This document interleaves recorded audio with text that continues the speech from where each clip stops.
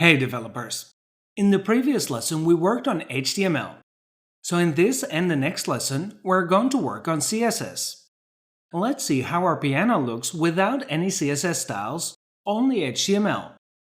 Open the index.html file. Well, that's what we have so far.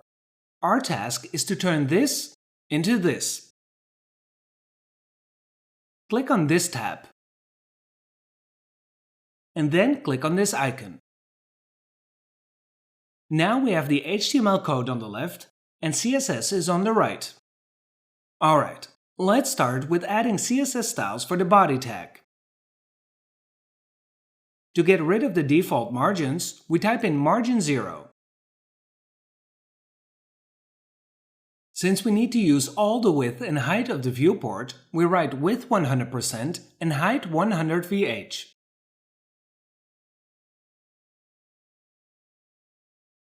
As you can see, our piano is center aligned vertically and horizontally because we have equal margins on the top and bottom and on the left and right as well. So let's use Flexbox. We type in display flex, then justify content center and align item center. Let's also set font family for the whole web page. So we type in font family Helvetica. If there is no Helvetica, then the text has to be displayed in Arial. And if there is no Arial, then the text has to be displayed in any sans serif font. Save and refresh the page. Excellent. Now the block is center aligned vertically and horizontally. Okay, we move forward. As you can see, the div with the class name piano is nested inside of the body tag. So we're going to add CSS styles for this div. Let's set width 1300 pixels. If the display resolution of your monitor is less than 1300 pixels, then you need to decrease these values in pixels. For instance, if in your case the width is 1024 pixels, then you need to use, for example, width 1000 pixels. Okay, let's also add height 600 pixels. Again, if you use a monitor with low resolution, then you need to decrease the number of pixels set for the height.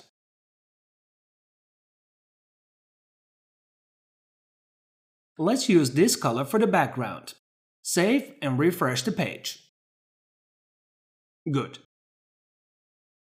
Now we need to make it so that the piano body and the piano keyboard take all the space of this block vertically. To do this, we add display flex, flex direction column, and then justify content space between.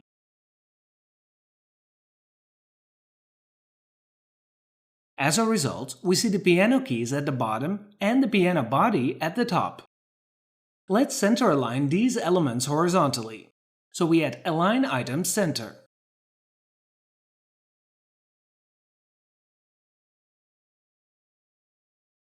Let's stylize the piano body. In other words, we need to add CSS styles to the class called piano body. We set width 100%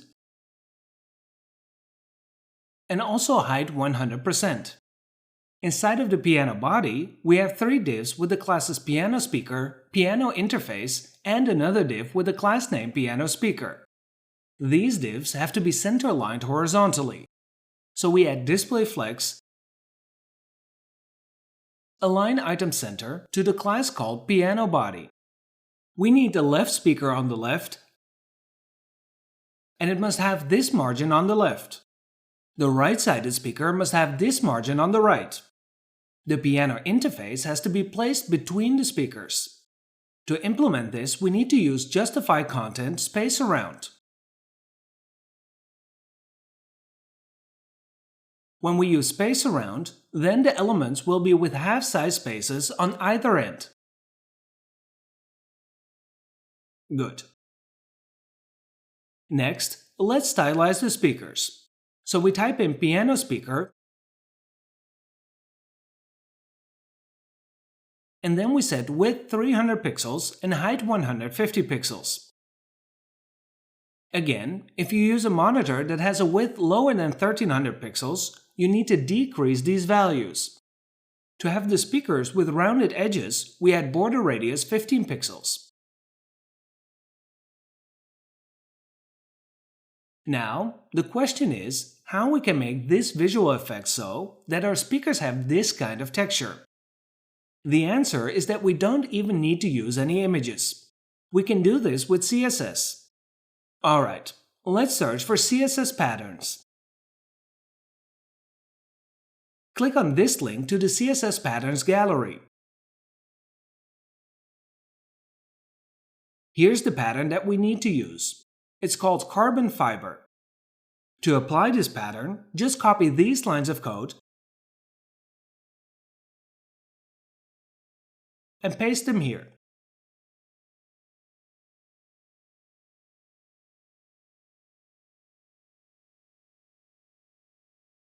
Save it and let's check it out.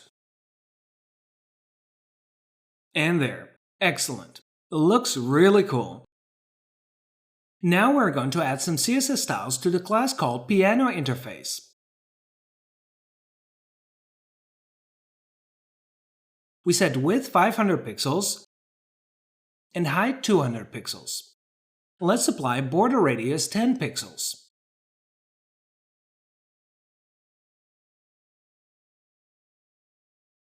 Let's also set this gray background color. Please notice that there is also some shadow.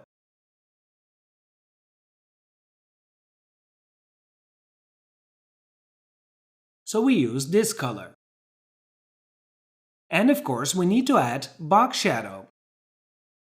It is the inner shadow, so we use inset 0, 0, and then 10 pixels.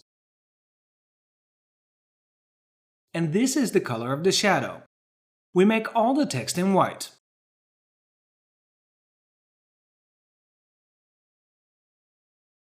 Let's check it out. Excellent. We also need to add some padding. That's why we type in padding 15 pixels.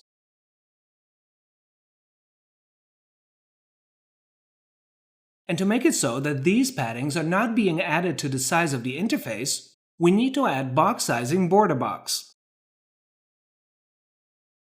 Nice. Let's make the text of the button and the drop-down list larger. The button has the class Piano Play BTN. As you may remember, we use the select tags to create the drop-down lists. But our drop-down lists have different classes. That's why we just type in select. Then let's set font size 16 pixels.